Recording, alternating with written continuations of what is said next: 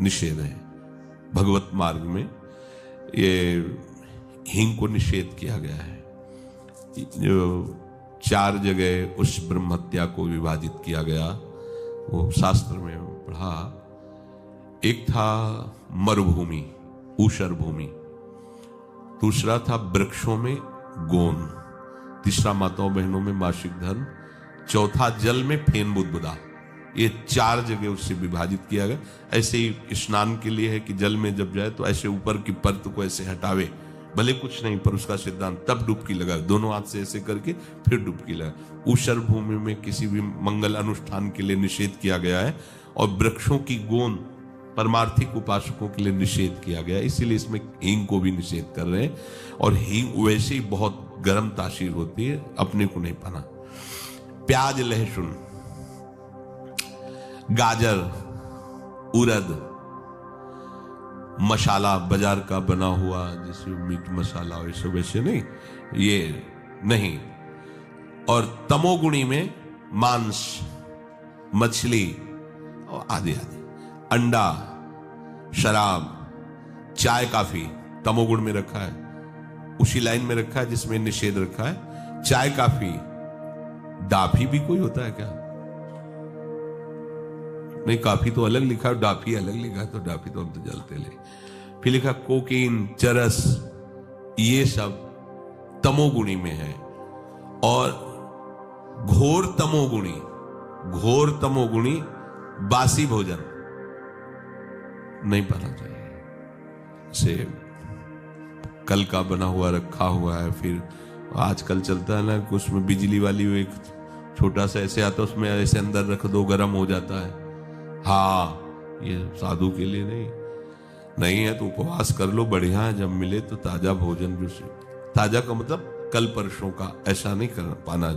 इसीलिए जैसे ब्रेड आदि हैं, ये आपकी उपासना में सहयोग नहीं देंगे, ये तमोगुण पैदा है। ये अत्यंत तामसिक आहार के अंतर्गत आते हैं। कई दिनों का बना हुआ ये बाजार में जैसे कि ले आए आप, उनको तल के ऐसे, ये सब ठीक नहीं। चाउमीन, वो क्या कहते हैं, सेमई जैसा, ये सब बिल्कुल ठीक नहीं है। ये क्या चल रहा है यार?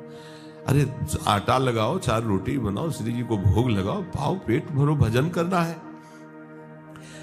चंचलता, काम, क्रोध, लालच और पापाचरण से युक्त बना देने वाला ये तमोगुणी आहार बिल्कुल नहीं करना चाहिए। जो ब्रह्मचर्य व्रत में रहना चाहता हो उसको सावधान रहना चाहिए कि बासी, बाल पड़ा हुआ, मक्खी पड़ा हुआ, ये भोजन सब अत्यंत तमोगुण के अंतर्गत आता है। दुर्गंध हो गया है या अपना वो स्वरूप बिगाड़ दिया है भोजन ने, फिर भी आप उसे भोजन, या घृणित निंदनीय पुरुषों द्वारा बनाया हुआ ताजा भोजन, घृणित आचरण वाला निंदनीय पुरुषों द्वारा बनाया हुआ ताजा भोजन, वो भी घोर तमोगुण होता है। अब पीछे शीशा में जो सामान है वो तो बढ़िया चमकती हुई, लेकिन पीछे कैसे बन रही है, कैसे तुम्हें पता चलेगा कि बनाने वाला कौन? बेचने वाला तो चंदन तिलक लगा के बैठ गया, सामने बॉक्स में बहुत अच्छी अच्छी उसकी पोजीशन दिखाई दे रही भोजन की, लेकिन पीछे जो बन रहा है वो कैसा पुरुष बनाने वाला है। इसलिए उपासक को खास बात ध्यान रखनी चाहिए कि मांग के भले किसी के यहां से पालो, लेकिन बाजार का भोजन नहीं ठीक है। आप समझो इस बात को, एक दिन पाओगे, 10 दिन के लिए तुम्हारी बुद्धि बिगड़ जाएगी। तामसिक आहार राक्षसी बुद्धि पैदा करता है, राक्षसी बुद्धि। ऐसा रोगी, दुखी, बुद्धिहीन, क्रोधी, लालची, आलसी, दरिद्र स्वभाव, अधर्मी, पापाचरण, अल्पायु हो जाता है जो ये तामसिक भोजन करता है।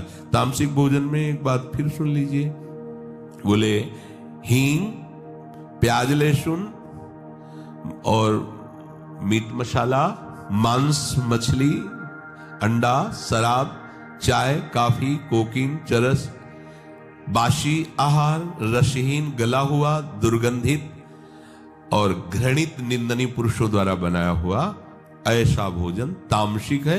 ये आपको ब्रह्मचर्य नहीं रहने देगा। दुखी, बुद्धिहीन, क्रोधी, लालची, आलसी, दरिद्र, अधर्मी, पापी और अल्पायु बना करके नरकगामी करेगा।